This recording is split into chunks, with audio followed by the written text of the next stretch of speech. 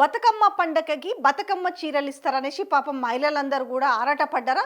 లేదంటే ఆరాటపడే విధంగా తెలంగాణ రాష్ట్ర ప్రభుత్వం చేసిందా, కాంగ్రెస్ ప్రభుత్వం చేసిందా అనంటే రెండు చీరలు ఇస్తామని చెప్పారు. ఆయన వెనుక కనపడుతుందేమో అవేంటివి ప్లాస్టిక్ టర్పెంట్ కవర్స్ అనుకుంటున్నారా? నో నో నో అక్కడే పప్పుల కాలేస్తురు.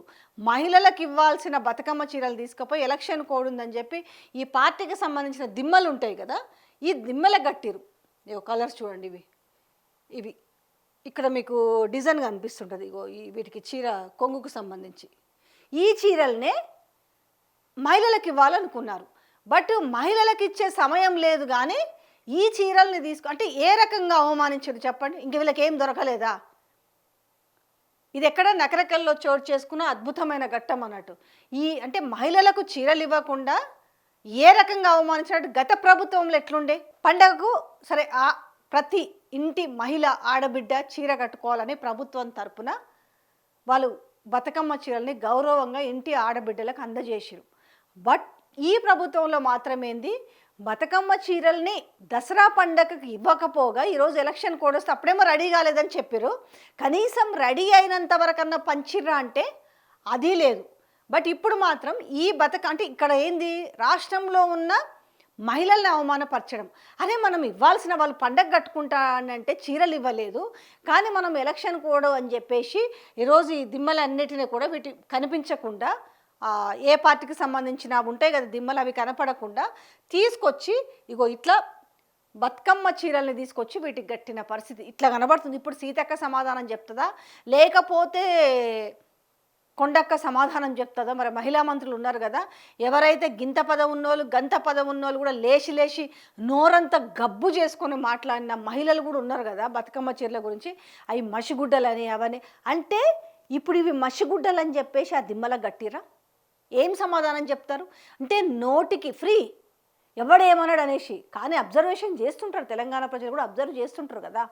నోటికి ఎంత మాట వస్తే అంత మాట మాట్లాడి ఒక విధంగా ఈరోజు ఆ చీరలు గత ప్రభుత్వంలో ఇచ్చిన చీరల్ని కట్టుకున్న తెలంగాణ మహిళల్ని అవమానపరిచిరు, అవి మసిగొడ్డలని చెప్పేసి. ఈరోజు ఏంటి, మీకు ఇచ్చే చీరలు చూసినావా, మీరెంత, మీ బతుకులెంత, మేము తీసుకొచ్చి మీకు ఇవ్వకపోగా మేము ఇట్లా దిమ్మలకు కట్టినాము అని చెప్పేసి ఈరోజు లిటరల్గా తెలంగాణలో ఉన్న మహిళల్ని అవమానపరిచారు. పెద్దగా మేము ఫ్రీ బస్ ఇచ్చినామని చెప్తారు కదా, ఇవాళ అదే ఫ్రీ బస్ గురించి ఏం మాట్లాడుతున్నారు? ఈరోజు మాజీ మంత్రి హరీష్ రావు దగ్గరికి వాళ్ళు పోయిన మళ్ళీ విద్యార్థులు విద్యార్థినిలు మహిళలు ఫ్రీ బస్సు వల్ల ఎలాంటి అవమానం పొందుతుర్రో వాళ్ళు షేర్ చేసుకున్నారు.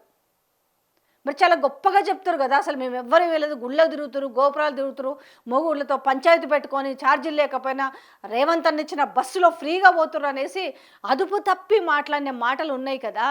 మీరు గొప్పగా చెప్పుకుంటున్న మాటలు, మరి దీన్ని ఏమంటారు? ఇలా ఏ ముఖాలు పెట్టుకొని మాట్లాడతారు? వాళ్ళకి ఇవ్వడానికేమో చీరలు నెయ్యలేదు అని చెప్పారు. మరి ఏదైతే మీరు సిరిసిన్న నేతలు పవర్ లూమ్స్ మీద ఏదైతే చీరలు నేర్పించినామని చెప్తున్నారో, మేము వాళ్ళకే ఆర్డర్ ఇచ్చినాము, సకాలంలో ఇవ్వలేదని చెప్తున్నారో, మరి గత ప్రభుత్వం కూడా వాళ్ళకే కదా, వాళ్ళకి ఉపాధి కల్పించడం కోసమే కదా వాళ్ళు చీరలు నేర్పించేసి సకాలంలో అందజేసిరు. కానీ గిట్లయితే అవమానించలే కదా, చీరలు చెట్ల గట్టో రోడ్ల మీద వేసో అవమానించలేదు కదా. కానీ ఈరోజు మీరేం చేసిరు, ఈ పరిస్థితుల్లో పెట్టేసి వాళ్ళ తెలంగాణ మహిళల్ని ఆడపడుచుల్ని మీరు లిటరల్గా అవమానపరచరు. అంటే అహం నెత్తికెక్కింది. పదవులు రావు, గింత పదవులు వచ్చిన వాళ్ళకు అహం నెత్తికెక్కింది, పెద్ద పదవి వచ్చిన వాళ్ళకు అహం నెత్తికెక్కింది. ఇక మమ్మల్ని ఎవడు ఏమంటలే అన్న నేపథ్యం కనిపిస్తుంది. ఇంత దారుణమైన విషయం అంటే చూసిన వాళ్ళందరూ కూడా అవ్వా మాకు చీరలు ఇవ్వకుండా, ఇగోండి ఆ స్తూపానికి చూడండి, పార్టీకి స్తూపానికి ఇగో దాదాపు ఎన్ని చీరలు కట్టినారు, 1 2 3 4 చీరలు ఇగో కట్టడానికి తీసుకొచ్చి ఇగో ఇక్కడ కట్టిరు. ఇక్కడ ఇవి బతుకమ్మ చీరలు దేనికయ్యా పనికొచ్చింది? ఇవాళ బతుకమ్మ చీరల్ని వీళ్ళు సిరిసిల్ల నేతలతోటి నేర్పించినామని చెప్పారు కదా, ఎవరి కోసం నేర్పించిరయ్యా బతుకమ్మ చీరల్ని? తెలంగాణ ఆడపడుచుల కోసమా, లేకపోతే ఇట్లా పార్టీ దిమ్మలకు కట్టడానికి నేర్పించిరా అనేది ఇవాళ తెలంగాణ ప్రజలు అర్థం చేసుకోవాలి.